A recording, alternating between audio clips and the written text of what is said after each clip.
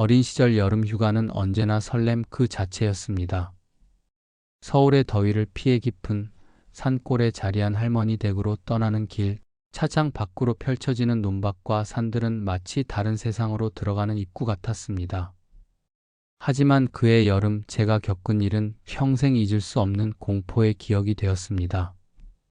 할머니 댁은 조선시대부터 이어져 내려온 오래된 기와집이었습니다. 이 이야기를 듣기 전 구독과 좋아요를 눌러주세요. 감사합니다. 마당 한가운데에는 깊고 오래된 우물이 하나 있었는데 그 우물은 마을에서도 유명했습니다. 아무리 가뭄이 들어도 마르지 않는 신비한 우물이라 하여 멀리서도 물을 길러오는 사람들이 있었지요. 우물 입구는 커다란 화강암으로 둘러싸여 있었고 그 돌에는 세월의 흔적이 깊게 패여 있었습니다. 낮에도 우물 속은 깊은 어둠에 쌓여 있어서 물 두레박을 내려도 물소리가 들릴 때까지 한참이나 걸렸습니다. 할머니는 늘 우물에 대해 조심스럽게 말씀하셨습니다. 이 우물은 예사로운 우물이 아니야. 함부로 밤에 가까이 가면 안 된다. 하지만 어린 마음에 그런 말씀은 그저 어른들의 과한 걱정 정도로만 들렸습니다. 그때까지는 말입니다. 여름 휴가 첫날 더위에 지쳐 일찍 잠자리에 들었습니다. 할머니 댁은 에어컨이 없어서 모든 문을 활짝 열어놓고 잤는데 새벽 2시쯤 이상한 소리에 잠이 깼습니다. 처음에는 바람 소리인 줄 알았습니다. 하지만 귀를 기울이자 분명히 사람의 목소리였습니다. 어머니, 어머니, 어디 계세요? 여자의 목소리였는데 애절하고 슬픈 음성이었습니다. 마치 누군가를 간절히 찾고 있는 것 같았습니다. 소리가 나는 방향을 따라가니 마당의 우물에서 들려오는 것 같았습니다. 목소리는 우물 깊숙한 곳에서 메아리 치듯 울려 퍼졌고 밤의 적막함 속에서 더욱 선명하게 들렸습니다. 무서웠지만 호기심이 이겼습니다. 살금살금 마루 끝으로 나가 우물을 내려다봤습니다. 달빛에 비친 우물 속 물은 고요했지만 그 깊은 어둠 속에서 무언가가 꿈틀거리는 것 같았습니다. 그리고 다시 들려오는 목소리. 어머니, 왜 대답이 없으세요? 어머니, 이번에는 더 가까워진 것 같았습니다. 마치 우물 바로 아래에서 누군가 위를 올려다보며 부르는 것 같았습니다. 온몸에 소름이 돋았습니다. 급하게 방으로 돌아가 이불을 머리끝까지 덮었지만 그 애절한 목소리는 계속해서 귓가에 맴돌았습니다. 다음날 아침 할머니께 그 일을 말씀드렸습니다. 할머니의 표정이 순간 굳어지셨습니다. 무슨 소리를 들었다고? 우물에서 누군가 어머니를 부르는 소리요. 어머 어디 계세요? 이런 소리를. 할머니는 한참 동안 말없이 우물을 바라보시더니 깊은 한숨을 내쉬셨습니다. 애야, 앞으로 밤에는 절대로 우물 근처에 가면 안 된다. 특히 새벽 시간에는 더더욱. 그제야 할머니는 우물에 얽힌 무서운 이야기를 들려주셨습니다. 60년 전쯤 마을에 살던 젊은 며느리가 있었는데 시어머니를 지극정성으로 모시고 살았다고 했습니다. 하지만 그 집안에는 남편인 아들이 일찍 죽고 없었고 며느리 혼자서 시어머니를 모셔야 하는 상황이었습니다. 그 며느리는 정말 착했어. 새벽부터 밤늦게까지 시어머니를 정성껏 모셨지. 하지만 시어머니는 참 까다로운 분이셨어. 할머니의 말씀에 따르면 그 시어머니는 며느리에게 극도로 까다롭게 구셨다고 했습니다. 음식 하나, 옷 하나도 마음에 들지 않으면 호되게 꾸짖으셨고 며느리는 늘 눈치를 보며 살아야 했어. 밥이 조금만 짜도 큰 소리가 나고 빨래가 조금만 덜 말라도 야단이었어. 며느리가 아무리 잘해도 늘 틀렸다, 부족하다 하셨지. 그런 상황이 몇 년간 계속되면서 며느리는 극도의 스트레스에 시달렸습니다. 마을 사람들도 그 며느리를 안쓰럽게 여겼지만 시집살이란 원래 그런 것이라며 참으라고 할 뿐이었습니다.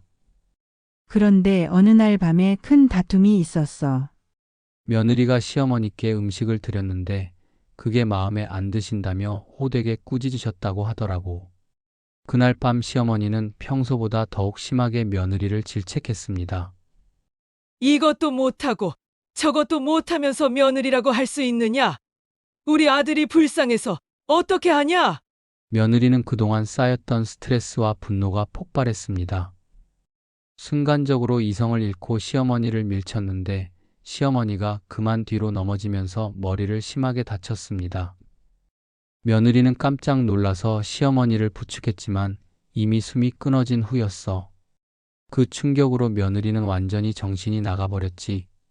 며느리는 죽은 시어머니의 시신을 어떻게 해야 할지 몰라 한밤중에 우물에 던져버렸습니다.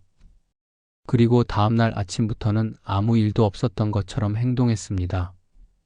시어머니가 어디 갔느냐고 물어보면 어머니께서 새벽에 어디 가신다고 하시더니 아직 안 돌아오셨어요.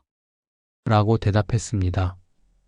온 마을이 나서서 시어머니를 찾았지만 끝내 찾지 못했습니다. 산도 뒤지고 강도 찾아봤지만 흔적조차 없었습니다. 그런데 며느리는 시간이 지날수록 이상해졌습니다. 자신이 저지른 일에 대한 죄책감과 공포에 시달리기 시작한 것입니다. 시어머니가 어디 계신지 모르겠어요. 제가 잘못 모셨나 봐요. 며느리는 매일 밤 우물가에 나와서는 시어머니를 부르며 울었습니다. 어머니, 어디 계세요? 제가 못됐습니다. 돌아오세요. 마을 사람들이 말려도 소용없었습니다. 비가 와도 눈이 와도 매일 밤 우물가에서 시어머니를 불렀습니다. 점점 야위어가는 며느리를 보며 마을 사람들은 안타까워했지만 그 누구도 그녀의 마음을 달랠 수는 없었습니다. 며느리의 상태는 날이 갈수록 심해졌습니다. 낮에는 멍하니 앉아있다가도 밤만 되면 우물가로 나가서 시어머니를 찾았습니다. 때로는 우물 속을 들여다보며 어머니 거기 계신가요? 저 정말 잘못했어요. 라고 중얼거렸습니다. 마을 사람들은 며느리가 점점 이상해지는 것을 보며 불안해했습니다. 그러던 어느 겨울밤 결국 끔찍한 일이 벌어졌습니다. 며느리가 우물에서 숨진 채 발견된 것입니다. 사람들은 그녀가 시어머니를 찾다가 그만 실족한 것이라고 여겼습니다. 하지만 이상한 점이 있었습니다. 며느리의 얼굴에는 극도의 공포 표정이 얼어붙어 있었고 손톱 밑에는 시멘트 가루가 끼어 있었습니다. 마치 무언가를 필사적으로 긁어댄 것 같았습니다. 그때부터 이상한 일이 시작됐어. 밤마다 우물에서 시어머니를 부르는 목소리가 들린다는 거야. 할머니의 말씀을 들으니 온몸이 오싹해졌습니다. 제가 들은 목소리와 시간이 정확히 일치했습니다. 할머니, 그럼 정말로 그 며느리가 그건 모르지. 하지만 한 가지 이상한 건 그 목소리를 들은 사람들 말로는 단순히 시어머니를 찾는 소리가 아니라는 거야. 마치 용서를 빌고 있는 것 같다고 하더라고. 할머니의 경고에도 불구하고 저는 그날 밤에도 그 목소리를 다시 들을 수 있을지 궁금했습니다. 무섭기도 했지만 한편으로는 정말로 그 슬픈 이야기가 사실인지 확인하고 싶었습니다. 둘째 날 밤 역시 새벽 2시쯤 같은 목소리가 들려왔습니다. 이번에는 더욱 선명했습니다.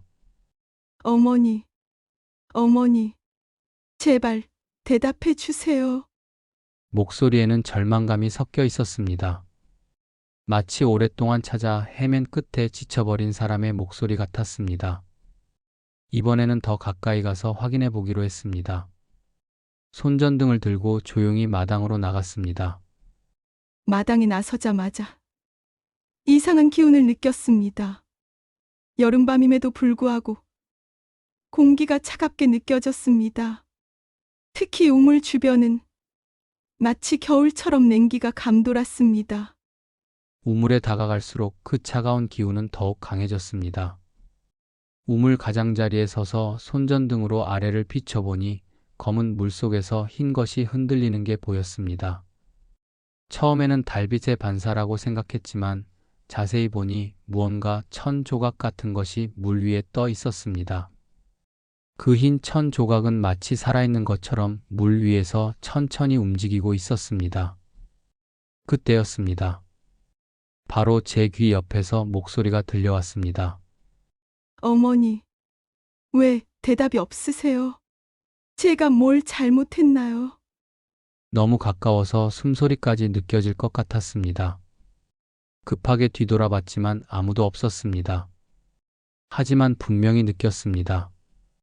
누군가 제 바로 옆에 서서 우물을 함께 내려다보고 있다는 기척을, 그리고 그 존재에서 나는 차가운 기운까지. 어머니, 저 여기 있어요. 저 정말 잘못했어요. 이번에는 제 뒤에서 목소리가 들려왔습니다. 온몸에 소름이 돋으며 천천히 뒤돌아봤습니다. 하지만 여전히 아무것도 보이지 않았습니다. 그런데 이상했습니다. 분명히 아무도 없는데 누군가 있다는 느낌이 강하게 들었습니다. 제발, 용서해 주세요. 어머니, 목소리는 이제 완전히 울음소리가 되어 있었습니다. 그 애절하고 슬픈 울음소리를 듣고 있자니 무섭기보다는 안타까운 마음이 들었습니다. 그때 우물 속에서 이상한 일이 벌어지기 시작했습니다. 고요하던 물이 갑자기 부글부글 끓어오르기 시작한 것입니다. 마치 누군가 아래에서 물을 세차게 휘젓고 있는 것 같았습니다. 물거품이 위로 올라오면서 우물 전체가 들썩거렸습니다. 어머니, 어머니, 제발, 목소리는 이제 우물 바로 아래에서 들려오는 것 같았습니다. 손전등을 우물 깊숙이 비춰보려고 몸을 앞으로 기울였는데 그 순간 끔찍한 광경을 목격했습니다. 우물 속 깊은 어둠에서 흰 얼굴이 위를 올려다보고 있었던 것입니다. 여자의 얼굴이었는데 눈은 텅 비어 있고 입은 크게 벌린 채로 무언가를 외치고 있었습니다. 머리카락은 물에 젖어 얼굴을 덮고 있었고 그 모습은 이 세상 것이 아닌 것 같았습니다. 어머니, 어머니, 어머니? 우물에서 들려오는 소리는 이제 비명에 가까웠습니다. 공포에 질린 저는 손전등을 떨어뜨리고 그 자리에서 도망치려 했습니다. 하지만 다리에 힘이 빠져서 움직일 수가 없었습니다. 그때 제 어깨를 차가운 손이 만졌습니다. 뒤돌아보니 하얀 한복을 입은 여자가 서 있었습니다. 얼굴은 창백했고 눈에는 눈물이 가득했습니다. 그 여자는 저를 보며 말했습니다. 도와주세요. 어머니를 찾아주세요. 저 혼자서는 안 되겠어요. 너무 무서워서 비명을 지르려 했지만 목에서 소리가 나오지 않았습니다. 그 여자는 계속해서 저를 바라보며 말했습니다. 제가 어머니를 나쁜 곳에 두었어요. 그래서 어머니가 화가 나서 안 나오세요. 도와주세요. 그 순간 우물에서 더욱 큰 소음이 들려왔습니다. 마치 무언가 거대한 것이 물속에서 움직이는 소리였습니다. 그리고 우물 속에서 다른 목소리가 들려오기 시작했습니다. 내가 나를 여기에 나이 든 여자의 목소리였습니다. 분노에 찬 목소리였습니다. 그 목소리가 들리자 제 앞에 서 있던 하얀 한복의 여자가 떨기 시작했습니다. 어머니, 죄송해요. 정말 죄송해요. 나를 차가운 물 속에 얼마나 오래 우물 속 목소리는 점점 더 분명해졌습니다. 그리고 물속에서 무언가 하얀 것이 천천히 올라오기 시작했습니다. 안 돼요. 어머니 올라오시면 안 돼요. 하얀 한복의 여자가 비명을 지르며 우물로 뛰어들었습니다. 그 순간 엄청난 물소리와 함께 우물 전체가 요동쳤습니다. 으악 으악 으악 두 목소리가 뒤섞여 들려오는 소리는 마치 지옥에서 들려오는 것 같았습니다. 저는 그 자리에서 정신을 잃고 말았습니다. 다음 날 아침 할아버지가 저를 우물 근처에서 기절해 있는 채로 발견하셨습니다.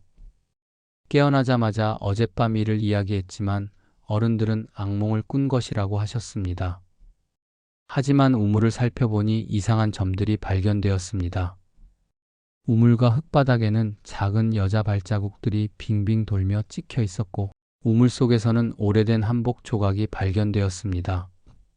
할아버지가 긴 막대기로 건져 올려보니 그것은 한복 저고리의 일부였습니다. 더욱 놀라운 것은 우물 바닥에서 발견된 것이었습니다. 할아버지가 우물을 완전히 비우고 청소하기로 하셨는데 바닥에서 사람의 뼈가 발견된 것입니다. 오래된 뼈였고 두개골에는 심한 타격 흔적이 있었습니다. 마을 이장님과 경찰이 와서 조사를 했습니다. 뼈를 감정한 결과 60년 정도 된 것으로 추정된다고 했습니다. 그리고 한복 조각을 본 마을 어르신들은 모두 깜짝 놀라셨습니다. 이거 60년 전 실종된 그 시어머니가 입던 옷과 똑같다. 사건은 그렇게 일단락되었습니다. 시어머니의 유해는 정중하게 수습되어 마을 공동묘지에 안장되었습니다. 그리고 며느리를 위한 제사도 함께 지내졌습니다. 하지만 무서운 일은 거기서 끝나지 않았습니다. 시어머니의 장례를 치른 그날 밤 다시 우물에서 소리가 들려온 것입니다. 이번에는 두 목소리가 함께 들려왔습니다. 이제 됐구나. 네? 어머니, 이제 편히 가세요. 너도 같이 가자. 네? 어머니, 그 대화를 마지막으로 우물에서는 더 이상 아무 소리도 들리지 않았습니다. 마을 사람들은 두 영혼이 서로 화해하고 함께 저승으로 떠났다고 여겼습니다. 하지만 저에게는 또 다른 무서운 일이 남아 있었습니다. 그날 밤 꿈에서 하얀 한복을 입은 여자가 나타났습니다. 하지만 이번에는 무섭지 않았습니다. 얼굴에는 평화로운 미소가 있었습니다. 고마워요. 덕분에 어머니를 찾을 수 있었어요. 뭘 고맙다고 해요. 저는 아무것도 안 했는데요. 아니에요. 당신이 우리를 보고 들어줬잖아요. 그것만으로도 충분했어요. 여자는 깊은 절을 하며 말했습니다.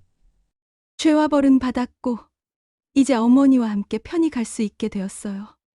정말 고맙습니다. 그 말을 마지막으로 여자는 사라졌고 다시는 꿈에 나타나지 않았습니다. 그 후 몇 년간 할머니 댁을 방문했지만 우물에서는 더 이상 이상한 일이 일어나지 않았습니다. 할머니는 우물가에 작은 제단을 만들어 매달 초하루마다 정화수를 올리며 두 영혼의 명복을 빌어주셨습니다.